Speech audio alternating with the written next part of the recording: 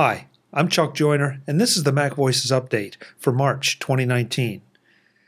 Folks, there are a lot of things to talk about this month, so we're just going to dive right in, but I'm going to change it up a little bit and start out with our Patreon supporters. We lost a couple supporters this time around. We gained a supporter, and so there was a bit of a jumble. But one comment that was made by one Patreon who did leave this month was that the host was not engaging as expected. I'm the host, and I wasn't engaging as expected. And if that was you that left that, I would love to have you drop me an email, chuck@macvoices.com, because I've asked this a number of times, and I will continue to ask it. If you're a patron and you don't feel like I'm delivering for you, let me know what you would like. That's always sort of a question here. When I started the Patreon campaign, I made a point of saying that I didn't see the point for me or for you in trying to offer a lot of stuff that really is not relevant, that just the little rewards and things that some folks do, and that's great if that's what their audiences want. But I feel like what most of you responded, in fact, everyone who did get back to me pretty much responded the same. They'd rather see their donations go back into the show rather than taking some of those donations and giving them trinkets or T-shirts or whatever. So I'm going to renew that request to all of you. What would you like? If you want to see more engagement by me, that's great. I made a conscious decision also that I really am not anxious to go down the Patreon-only content path, because that too seems counterproductive, both for the guests and for the patrons. I feel like everything that we do should be out there for everyone, and hopefully I'm earning any patronage that you can offer. So no hard feelings. I get it, because some people's financial situations changed. I certainly understand that. But I wanted to take the opportunity to just renew that call that I'd love to hear from you with feedback on what kind of extra value that I could deliver realistically that would encourage you to become a patron of the show. Another email I got, though, back, and I haven't had a chance to do anything about it until now, is that I had at least one person contact me and say, that the Patreon thing is not their thing, but they saw value in certain shows, in different shows, and we're looking for a way to maybe contribute based on just those shows, one-time contributions. So I have set up a PayPal link on the MacVoices website. There will also be a link in the show notes of everything going forward, a PayPal link that will let you donate in response to that particular show. If that's your way of doing it, that's great. It's something that I really hadn't thought about before with any consistency, but the point was made, and it makes a lot of sense because MacVoices has evolved into a lot of different kinds of shows. We'll talk about that in a minute. So if there's one that really strikes you and you'd like to throw me a couple shekels, that's great. It definitely will help toward producing all the other kind of shows, and it will also help inform me a little bit about the kind of shows that you value. So look for those links. Visit the Patreon campaign page at patreon.com/MacVoices. But most importantly, you can get to the contact page on the MacVoices site, or just drop me an email, chuck@macvoices.com, with your thoughts on any of this.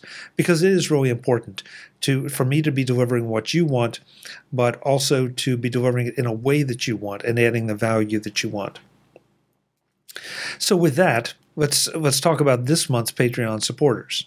At Platinum, we have RVS, no gold sponsors at this point. At Silver, Chuck A., Max C., Michael D., Norbert F., David G., Tim G., Chuck P., Frank P., George R., and Daniel S. And at Bronze, we have Clinton M., Giro M., Prop P., and Rick S. Thanks to all our Patreon supporters, past, present, and hopefully you in the future. And if you donate on PayPal, well, that's fine too, whatever works for you. So I want to go back and just re-mention all the CES shows because there were a lot of them. I bring them up this late in the game simply because I'm still getting lots of comments from people who are just getting around to watching them since there were so many. So as always, I welcome your comments about them, but I'm also interested in seeing which ones resonated with you, which ones encouraged you to maybe go out and buy a product, or which products you're looking forward to that aren't quite out yet. This month, we did start what I hope to be a new series. As you know, I'm a big fan of the SetApp service, the subscription software service that does things so well because they don't just go out and sign up anyone. They sign up some of the absolute top Mac software developers. And so I'm hoping to get more of their folks on to talk about their product and what it can do. Now, the great thing about that is that you don't have to be a member of the SetApp service to take advantage of some of those products because they're offered usually outside SetApp as well. But if you are a SetApp subscriber, I would like to have you go beyond maybe the 1, 2, 3, 4, 5, however many you're using, and maybe look over there and learn something about that app that's just sitting there waiting for you. So look for more of those coming up. I also have gotten back to doing more MacVoices briefings, something I personally want to do because I've got a number of products that I'd like to talk to you about. Some of them are review products provided by the developers and vendors. Some are things that I've just purchased myself and I think are really, really great products that you should know about. So you will hopefully be seeing more of those as we go forward.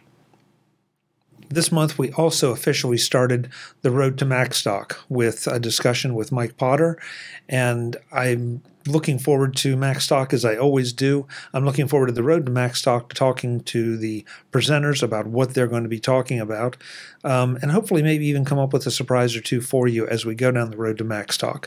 So that's another series that we've started here. On the social media front, I've started trying to reach out to the folks on Instagram, and I've struggled with this a little bit. At first, I was posting just screenshots, which seems to be okay, but not exactly in the Instagram spirit.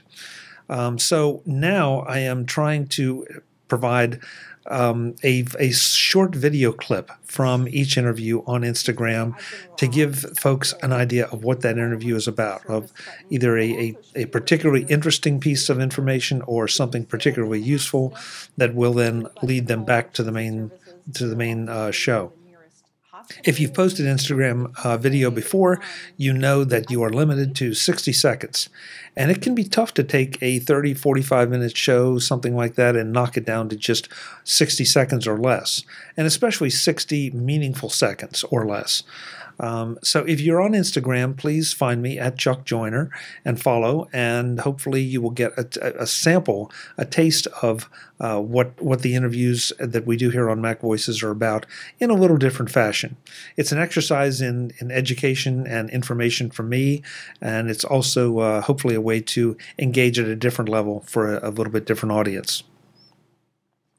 Another thing that came up this month, and is still a bit of confusion at the moment, Apple brought out some new podcast rules for the iTunes Store. And as we all know, the iTunes Store is the 300-pound gorilla of podcast aggregators and where you find your podcasts. What makes it difficult is, and one of the big things was that they were no longer going to allow numbers in the episode titles. So that meant MacVoices number 19009 would no longer be allowed. It would just be the title. Now, I'm quick to say that I understand this, and I can see how it would be an advantage, and it's actually been something I've thought about doing for a while. But having it potentially enforced is a little bit different issue. Then the next day, they brought out something rescinding that, saying no, shows would not be deleted from the iTunes Store if those particular guidelines weren't followed. But that email was half done, and I did not receive it. Actually, I was forwarded that email from some fellow podcasters. So things are a little bit up in the air. And I bring this up to you just so that you know that something is not going wrong if you see the titles or the way the metadata is structured in your podcast player or your podcast service. It's just one of those things that may be evolving, and we're going to have to see. But I wanted to make you aware of it so that you don't think something is changing that you didn't know about. One last thing that I wanted to mention is that the MacVoices website is going to be getting some upgrades behind the scenes, and hopefully there will be no problems or any interruptions. If you do notice, though, any hiccups, give it just a little bit of time. Hopefully things will be back on track. But if you notice something that goes really out of whack and it's that way for a few days, please drop me an email. I do my best to check everything to make sure it all is functioning properly and it looks the way it's supposed to. But you know how it is. You can't check everything unless you visit every single page, and that's a lot of pages. So if you see something that looks a little unusual, please let me know. So that's the MacVoices briefing for March 2019. I want to thank you so much for sticking with me, whether you are a longtime listener or someone new that has just found the show. I hope that I can deliver some content and some information that you will find useful and entertaining. Until the next time, and as always, thanks for watching. Visit MacVoices.com for show notes and to connect with Chuck on social media. Get involved in our MacVoices Facebook group and get more out of your Apple Tech with MacVoices magazine, free on Flipboard. And if you find value in it all, consider supporting us at patreon.com/MacVoices and join these folks who help keep MacVoices coming to you. Advertising handled by Backbeat Media at backbeatmedia.com. Bandwidth provided by CacheFly at cachefly.com.